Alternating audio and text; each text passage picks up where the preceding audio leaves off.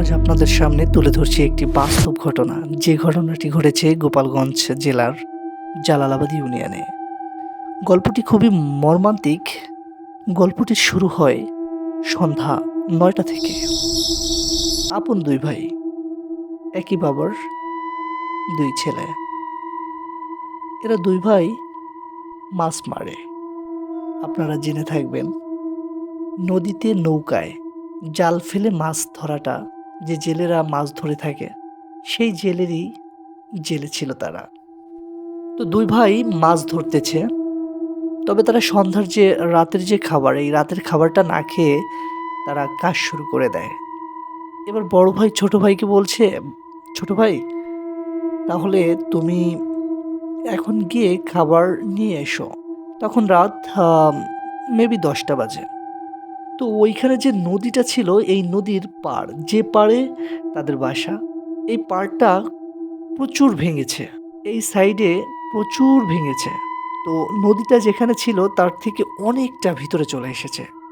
যেখানে জমি ছিল, আবাদ জমিগুলো ছিল, এই জমিকে ভেঙে নদীর ভিতর নিয়ে গিয়েছে। এমন একটি জায়গা হচ্ছে ওই জায়গাটা। ছোট ভাইকে বড় ভাই খাবার আনার জন্য পাঠিয়ে দেয়।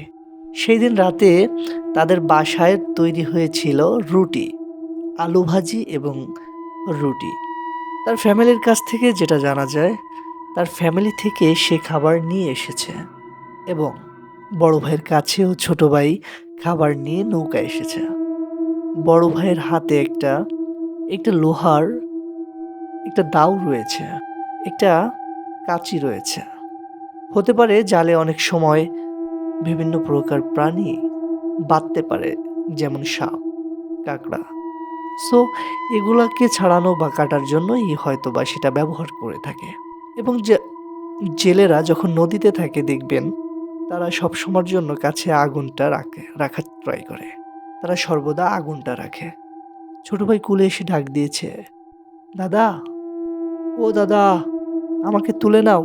এবার বড় ভাই ছোট ভাইয়ের কণ্ঠ পেয়ে চলে গেল কিনারায় ছোট ভাইকে উঠিয়ে আনার জন্য। ছোট ভাইকে উঠিয়ে নিয়ে আসলো। এবার ছোট ভাই বড় ভাইকে বলছে, বড় ভাই, আমার খুব ক্ষুধা লেগেছে, তুমি কি এখন খাবে না আমি খাওয়া শুরু করব? কিন্তু মজার ব্যাপার হচ্ছে, সেই ছোট ভাই বড় ভাইকে রেখে কখনোই খায় না। এখন বড় ভাইয়ের মনে একটু সন্দেহ জেগেছে। তারপরও এটাকে সন্দেহ করতে পারছে না, কারণ ক্ষুধাটা লাগতেই পারে, এটা স্বাভাবিক একটা বিষয়। বড় ভাই তার ছোট ভাইকে অনুমতি দিয়েছে, ঠিক আছে ভাই, তুমি খেয়ে নাও, তুমি খাও, আমি পরে খাচ্ছি। ছোট ভাই কয়েকবার ডেকেছে, কিন্তু বড় ভাই তখনও খেতে যায়নি। এবার ছোট ভাই রুটিগুলা নিয়ে আস্তে আস্তে করে প্লেট থেকে সব রুটি খেয়ে ফেলেছে। যখন এই বিষয়টা দেখতে পেল বড় ভাই, তখন বড় ভাইয়ের মনে একটা দাগ কেটেছে। কিভাবে পসিবল, সে আমাকে রেখে রুটি খেয়ে ফেললো? এবার বড় ভাই আর কোনো কথা না বলে চুপচাপ করে ঘটনা দেখছে আসলে কি হয়। অবশেষে সে রুটিগুলা শেষ করে তারা যে মাছ পেয়েছিল, ওই মাছ খাওয়া শুরু করেছে। এমন তো অবস্থায় বড় ভাই সেটা দেখেও না দেখার ভান করে রয়েছে, যাতে ও বুঝতে না পারে। এবং সাথে সাথে কাছে থাকা বিড়ির প্যাকেট থেকে একটা বিড়ি বের করে সেটাকে জ্বালিয়ে নেয়। এর মধ্যে ছোট ভাই তাকে ডাক দিয়ে বলছে, ভাই, তোমার কাঁচিটা আমার কাছে একটু দাও।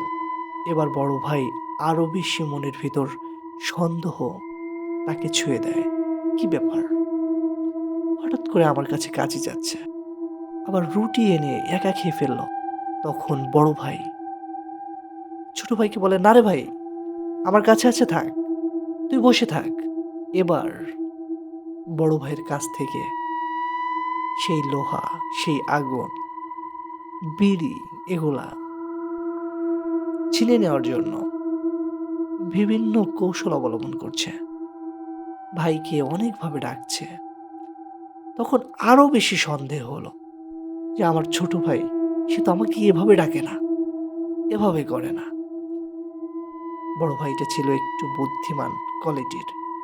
তারপরও যেখানে এমন একটা ঘটনা, এখন তার মনে এটা সব থেকে বড় বেদনাদায়ক হয়ে গিয়েছে যে এটা যদি ছোট ভাই না হয় তাহলে আমার ছোট ভাই কই? তারপর চিন্তা করলো হয়তোবা ভাই বাসা থেকে আসেনি। এমনটা চিন্তা করে সে আস্তে, আস্তে নৌকাটাকে কিনারার দিকে নিতে থাকে এবং ওই যে নদী ভাঙ্গনটা ওইটার পাশেই ছিল একটা দোকান। যেখানে মোটামুটি লোকের আড্ডা।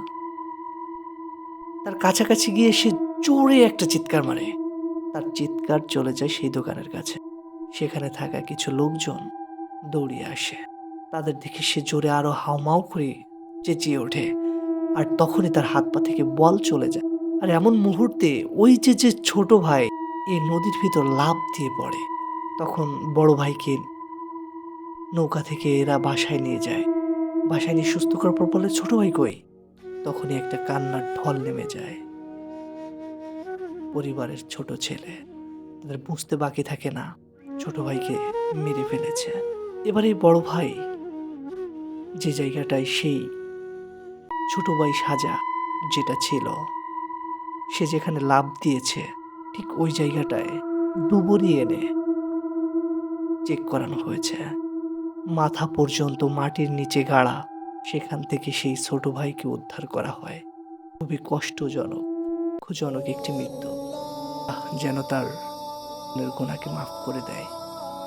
দোয়া করবেন তার জন্য। সকলে ভালো থাকবেন, সুস্থ থাকবেন। আল্লাহ হাফেজ।